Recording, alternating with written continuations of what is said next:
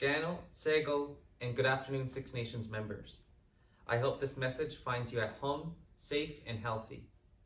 First and foremost, I would like to thank the community for their patience yesterday as the emergency control group had to move up the timelines due to the panic buying from non-native residents at our local businesses.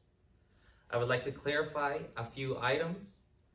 One, we are restricting access to protect the overall health and safety of all Six Nations people and ask for your patience and cooperation as the emergency control group continues to deploy security protocols at each of the entry points. I would also like to thank Six Nations councillors and representatives from the Haudenosaunee Confederacy Chiefs Council who all took shifts assisting the entry points this morning. I would also like to take this time to clarify another few items from yesterday's release. Gas stations and variety stores are an essential service and should remain open. For a list of essential services in Six Nations, please go to our Facebook page at Six Nations COVID-19 updates and also our website, sixnationscovid19.ca. To be clear, all Six Nations residents will have access in and out of the community, and we will be asking all visitors at this time who are trying to access the community for shopping or recreational purposes to please respect our decision at this time to help flatten the curve of COVID-19. The Six Nations Elected Council and the Emergency Control Group are monitoring any and all issues with the restrictive access daily, and we will adjust the process as necessary. We will be taking the advice of our healthcare professionals later this week and hope to have a timeline on the length of the restrictive access measures at that time. We are reassessing this project on a continual basis, and we ask for that continued observation of every measure that has been put in place since entering our community emergency. To our members living outside of Six Nations territory, we ask that you keep the health and safety of all of our members top of your minds, especially that of our elders and those who have already pre-existing illnesses. For any members returning home, especially from outside of the province or country, you must self-isolate yourself within the house you are staying for at least 14 days, along with everybody else within that household. At this time, I would like to introduce our Director of Health Services and Incident Command for the Pandemic Response Team, Lori Davis-Hill. Scano. Today I have been informed by Ohsweken Public Health that we have our third positive case of COVID-19 in the Six Nations territory. This case began isolating upon becoming symptomatic and testing was completed. Contact tracing is now being conducted by Ohsweken Public Health, and all contacts are being advised to self-isolate, monitor for symptoms, and to report symptoms immediately to the Ohsweken Public Health Office. I want to remind everyone that Public Health has no legal authority to provide client details to anyone regarding COVID-19 results. I know that other areas do release information like gender, age, or travel information, but we will not be doing that here because we are a small community and anything that can identify a person is considered a breach of privacy and confidentiality. Public Health will communicate generic information on cases to me as the Director of Health for dissemination to the Emergency Control Group and to the community. Public Health does let every case know that they are required to provide that generic information to the Director of Health Services, however, that no identifying information will be given.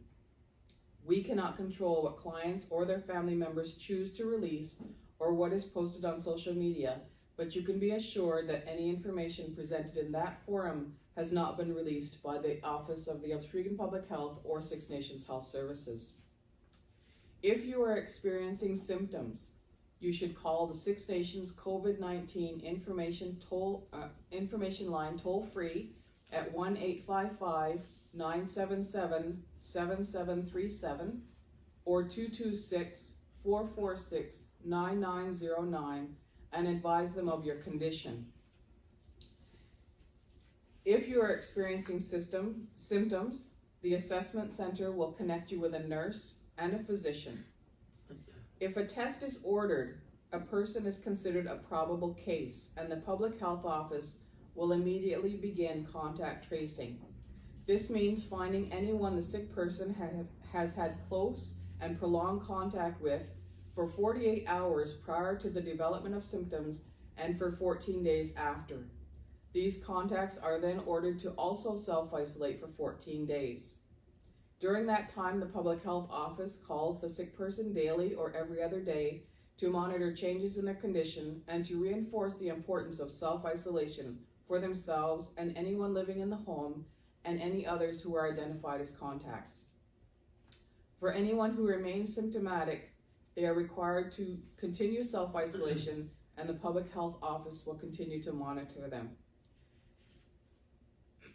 I ask everyone to please continue to wash your hands, maintain physical distancing, report any and all symptoms, and check in on each other.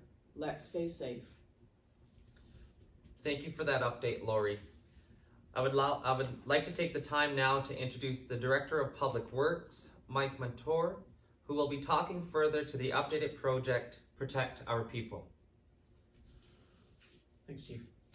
We're going to roll out a vehicle identification system, and to ensure our essential services continue, the following described individuals will have access to the community during this time of restricted access: non-native elected council employees, non-native clients seeking health or other essential services, contractors providing health care or other essential services, non-natives working for a business on Six Nations providing essential services, delivery of all goods, delivery trucks and vans, and private caregivers.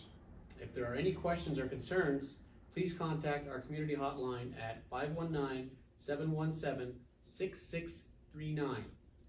This initiative was something that was supported by both the elected and traditional council, and we are working together to do everything we can to slow the spread of this deadly virus to protect our loved ones. And to the families that are directly affected by these positive cases, the community is here to support you. I want to thank everybody for their continued cooperation, patience, and calmness as Project Protect Our People unfolds, and assure you that we have a plan in place and we are following that plan to protect Six Nations territory for the overall health and safety of all our people within it.